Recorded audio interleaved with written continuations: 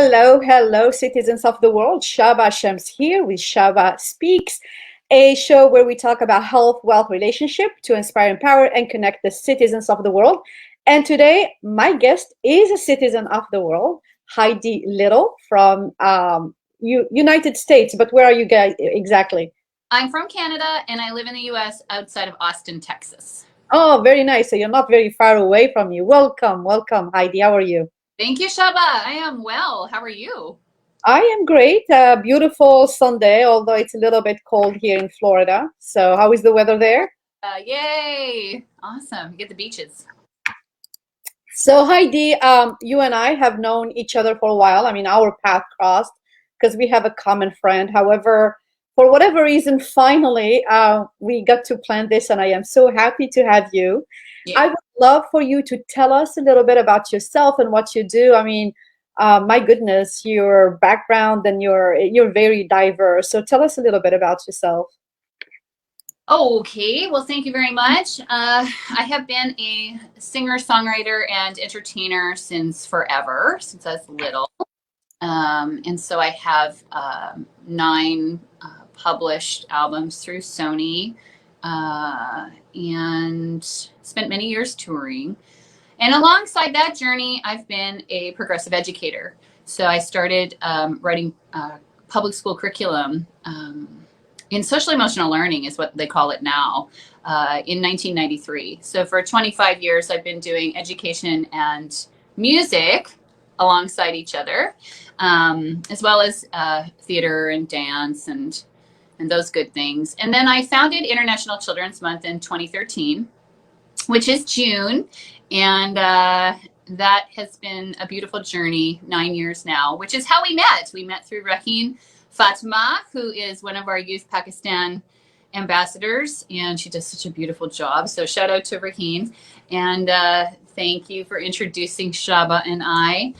And then also I have a television network. So I'm also a CEO and president of Omnipresent Media, which is a media television network. And we just launched a few months ago and are going out to 120 digital distribution platforms, including Prime, Netflix, and Gaia. So everything is happening, and we just launched the new certifications we train the trainers in social emotional learning through the Center for Advancement in Social Emotional Learning.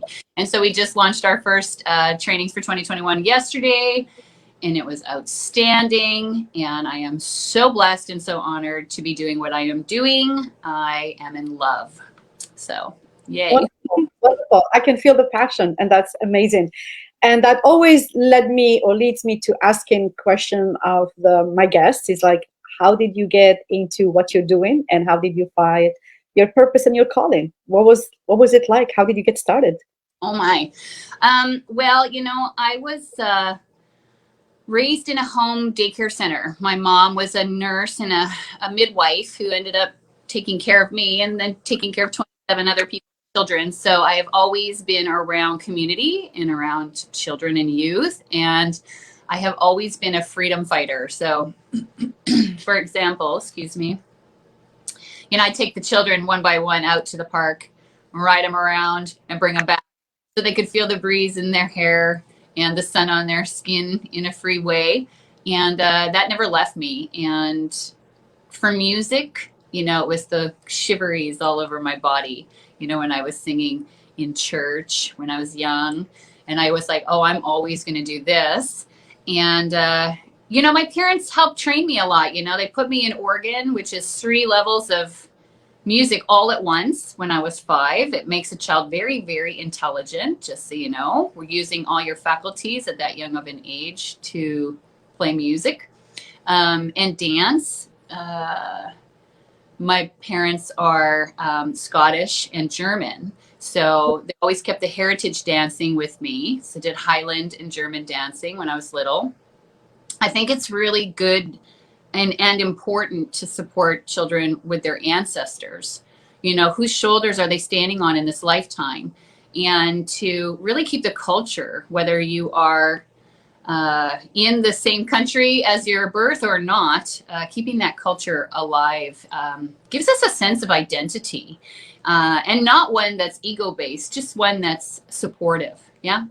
So, so that was an important factor. And then I had a baby really young.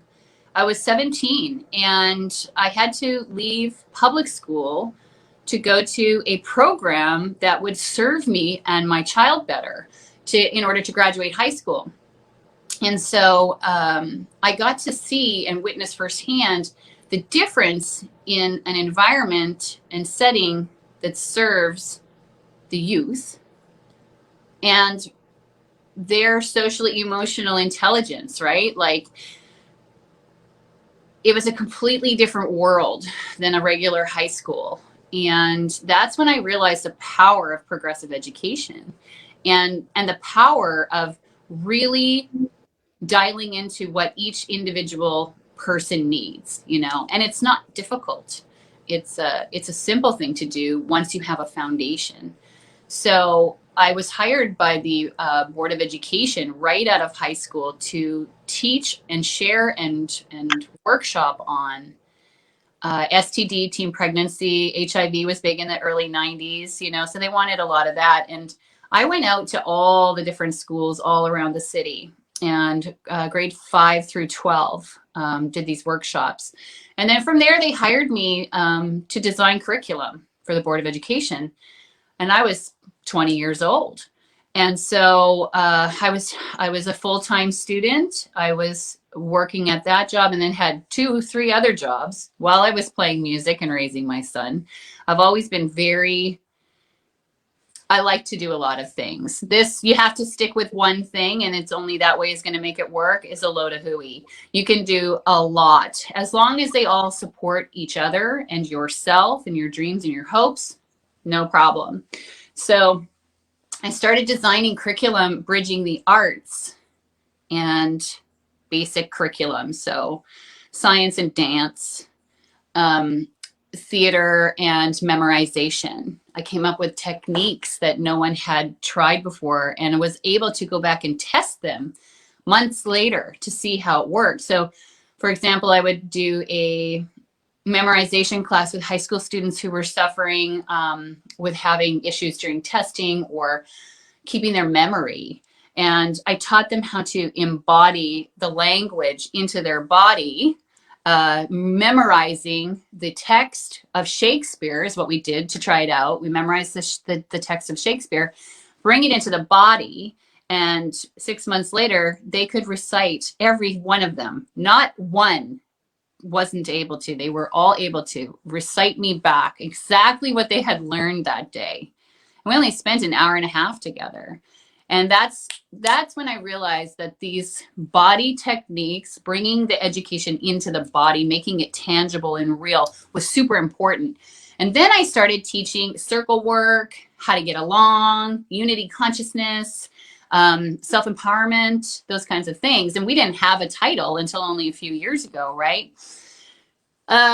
So theater's really a big part of my life also. And I think that a healthy person is trained in recognizing how other people feel and to witness and observe how we are affecting others as well as how we are being affected. And that is that emotional intelligence, right, that we're talking about. Absolutely. So I did a master's degree in how do we teach self-love in education, advancements in social emotional learning, because I witnessed a lot of suffering, you know, and we've had a rise in gun violence and mental health issues and all kinds of things through this pandemic. And fortunately, I finished my master's when the pandemic hit and had already launched the Center for Advancement in Social Emotional Learning. So that right here is like 25 years of work has culminated in $250,000 as of yesterday. Came full down into reality. You know, we've already trained some trainers last year, but this is it. Like, this year is going to be huge for what we are doing. So we're training the trainers in each state. We're doing licensing with governments and districts in different countries. And there's 8 modules that are all set, and they're stacking modules, so they build off of each other. And those modules bring self-love embodiment practices, tools, and techniques for all into the body. You find your purpose. You realize who you are. Your connection to your heart is very, very strong.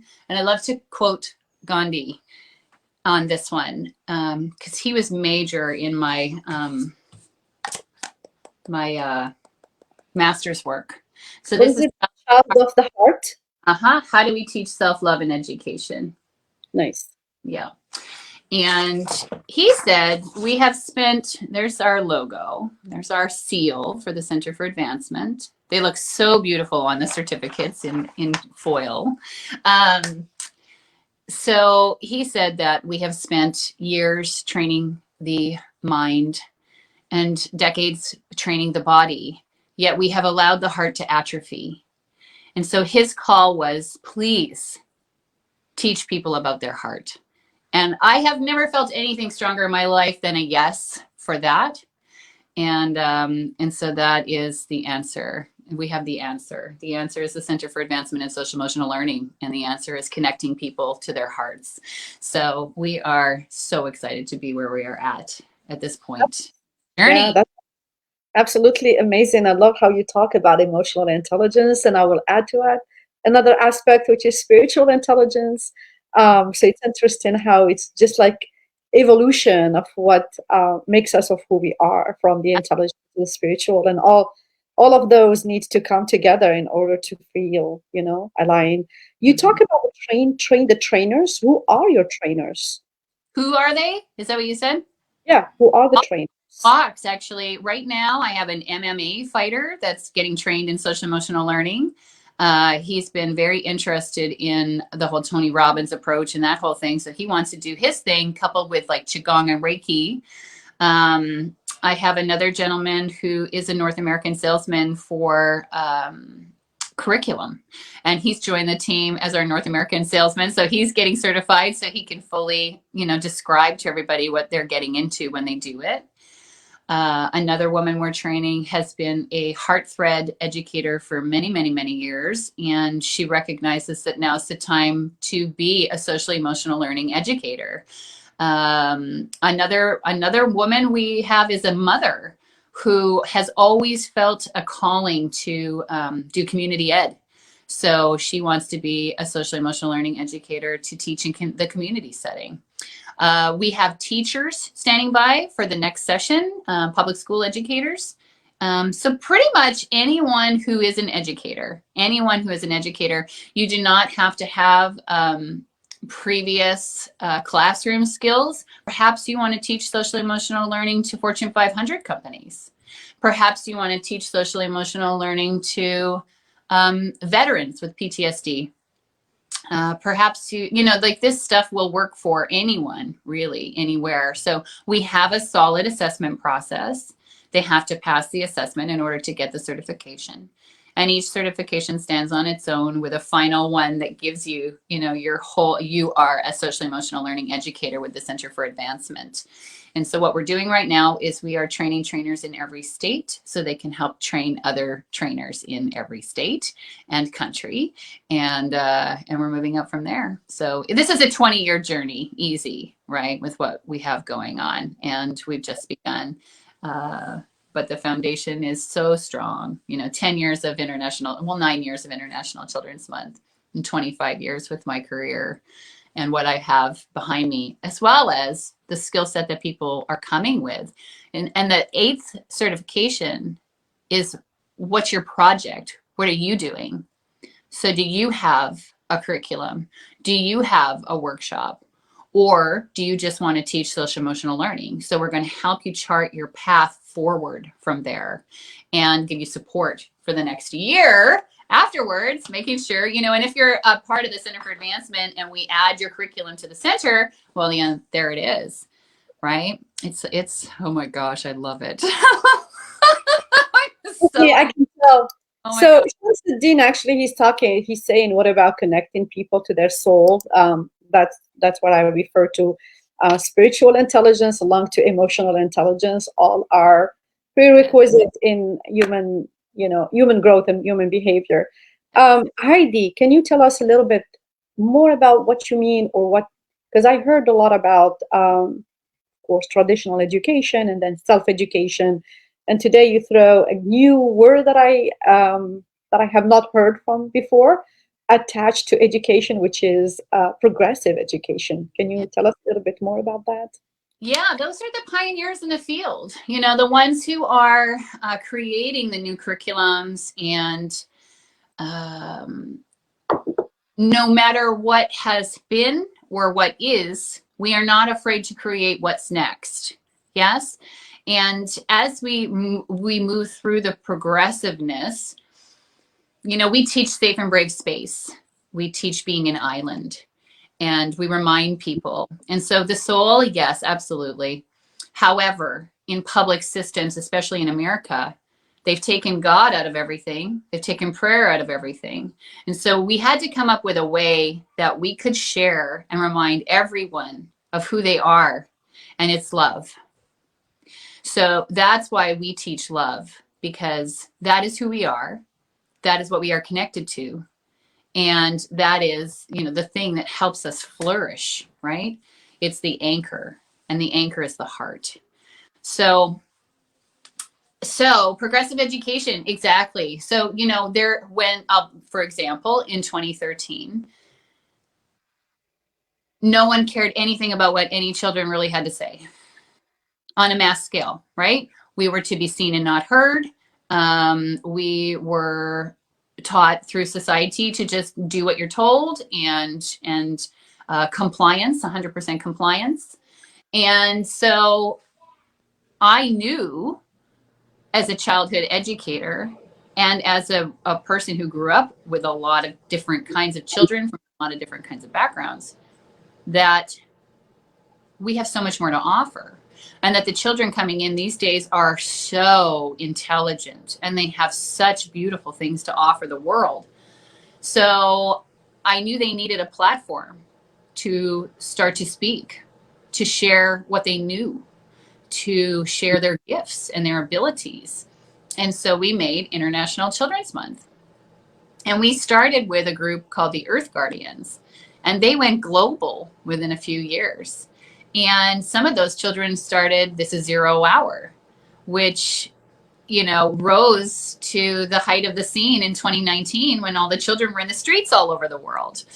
So past popcorn and parades and poetry contests, like Raheen, right? What does she have to offer? So much, right?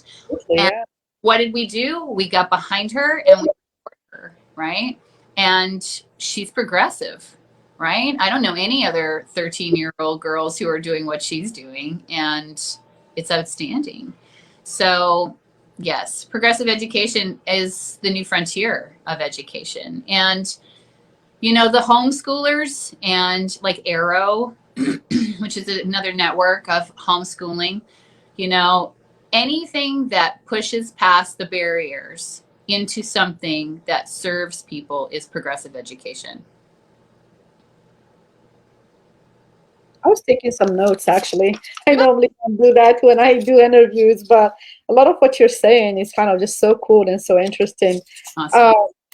Uh, yeah, I mean, I can ask 1,000 questions on every single thing you're saying. Yay. It's fascinating. I love it. Next. I Uh, love questions. Great. yeah, I mean, I did connect with Raheen same way, like a while ago, back in February, I think, almost a year. Her and I connected, and she actually was the one reaching out to me. And then from there was just like this organic, amazing connection. And she calls me my virtual mother. So I think it's it's simply amazing, amazing the time we're living in. Music. I'm gonna switch a little bit from education to another form of education. Um, I don't know how much you know about me, but I'm also an educator. I've spent my entire adult life in academia, and that's part of why I do this show. I call it learning through conversing, turning a conversation into a learning tool, because truly that's what we do. We connect with people from all walks of life, and we sit in this organic, genuine, authentic way, and we have conversations. And from these conversations, clearly we are, inspiring, we're empowering, we're connecting, and we're building rapport, and we're building bridges. And of course, I am from Africa, as you may know. Uh, no, no, tell me more. I mean, anything you want to share, I'd be happy to learn. Mhm. Yeah, I am from Africa. I'm actually what we call an MSD, or a Berber from North Africa. And music and singing is pretty much part of my upbringing because we're an oral tradition. I mean, we haven't written much about our history because we were colonized and persecuted a lot of the times throughout the centuries. So my ancestors decided, of course, until recent years, that the best way to preserve our tradition is through oral means: songs, poetry, stories, music. So I have that African beat, meaning if you play music, I'm the first one who's probably going to get up and dance, and I Yay! just I just have a connection to it. Mhm. And it's as strange as it might sound, because some people might not understand it. Music has this very, very strange effect on me, where it puts me in a whole nother dimension, almost like I'm no longer on planet Earth, and I'm just like going with it, especially if the beat gets to me. So I do perceive music, food, and dancing as unifiers, are things that bring humanity together, because regardless of the language we speak, I mean, I love Indian music. I grew up listening to it. I love like the whole salsa Latin music, even though I don't understand Spanish.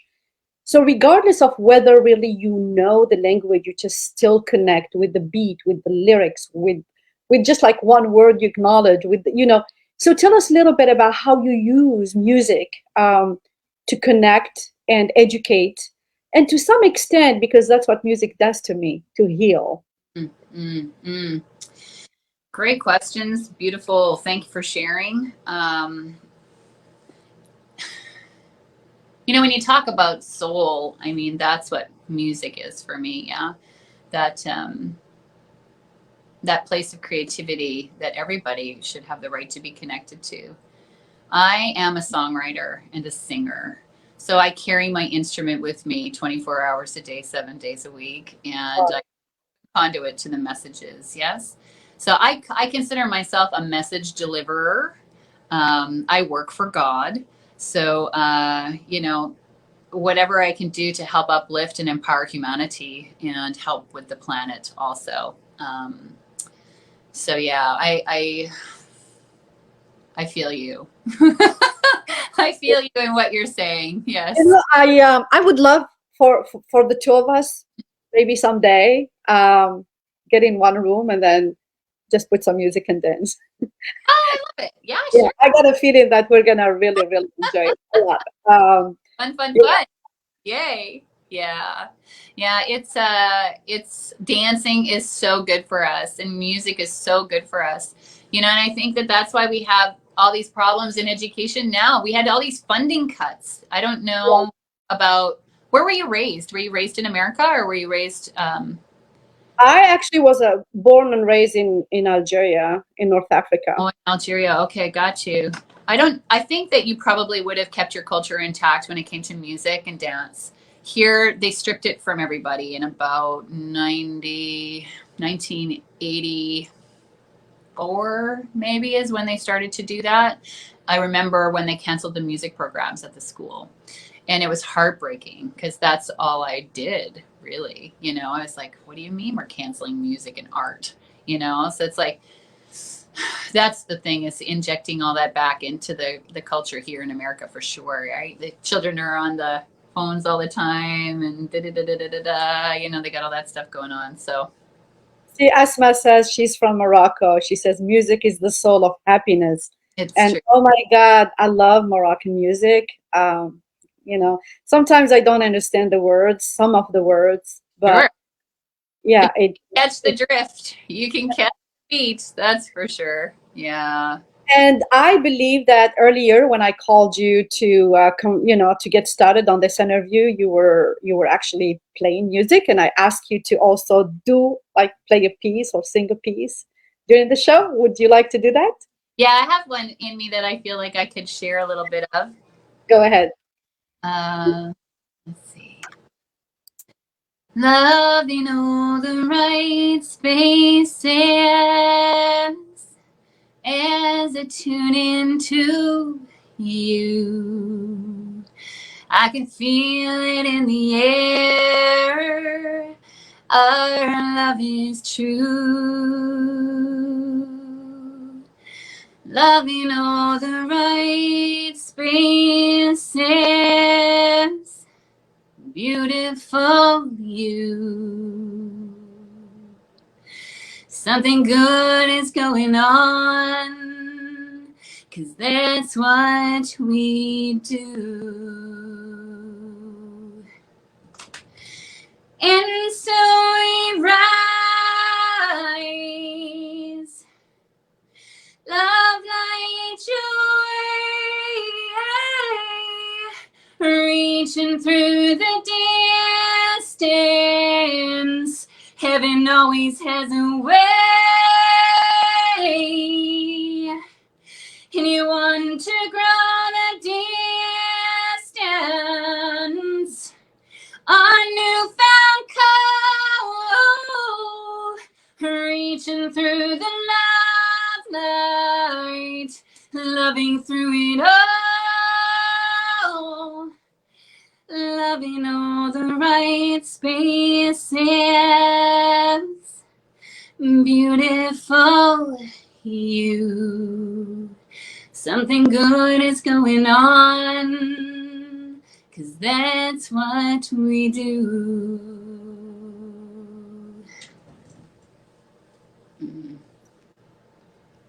Mm-hmm. Very nice. I actually muted my microphone just to make sure that no noise come on my side. Beautiful, beautiful.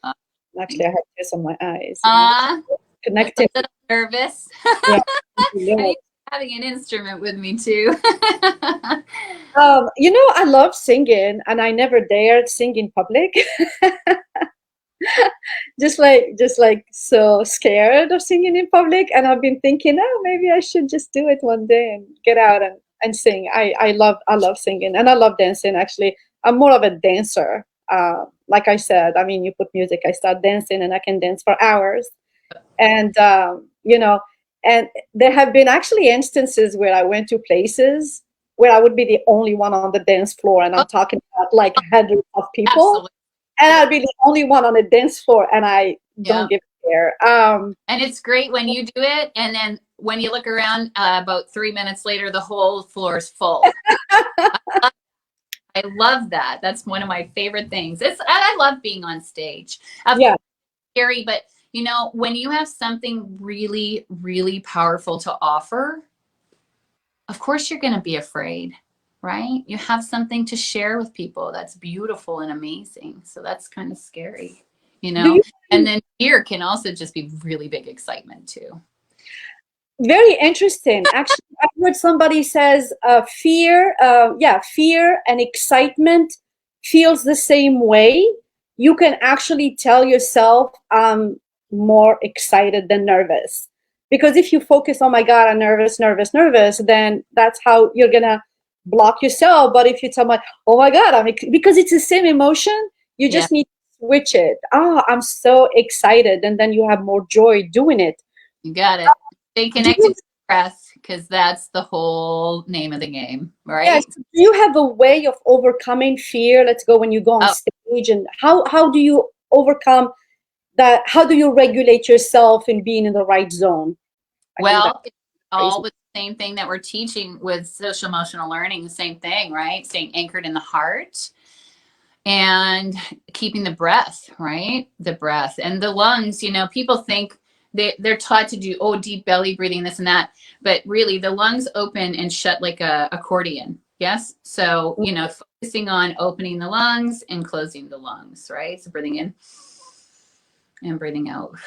And then the thing, I'm a big, like I said, I'm a big God person. So spirit be with me, Yeah. and and thank you for thank you.